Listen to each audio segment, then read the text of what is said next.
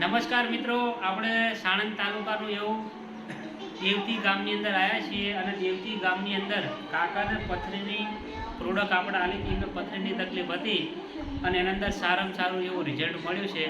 તો આપણે કાકાના મોઢેથી જ સાંભળીશું. તો નમસ્કાર દાદા, આપણે કેટલા ટાઈમથી તમને પથરીની તકલીફ હતી? મને 1 મહિનાથી તકલીફ હતી અને આપણે પ્રોડક્ટ તમને આલી આપ્યા પછી મહિનામાં મટી ગયું. દવા પીધી, દવા બધું કમ્પ્લીટ થઈ મિત્રો. એમને તકલીફ કરતી હતી મહિનેથી અને આપણે નોર્મલી પ્રોડક્ટ એમને આલી અને 6 mm ની પથરી હતી. હા, 6 mm ની કાકાની પથરી હતી, પણ પથરી ઓગળી ને નીકળી જાય. તો આ પથરી માટે સારામાં સારું રિઝલ્ટ મળ્યું છે.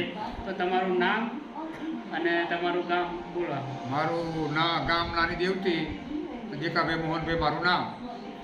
ઓકે, તો આ પથરી માટેની કોઈને તકલીફ હોય હા તો પ્રોડક્ટ એમને આપી શકાય ખરી? આપી શકાય ખરી.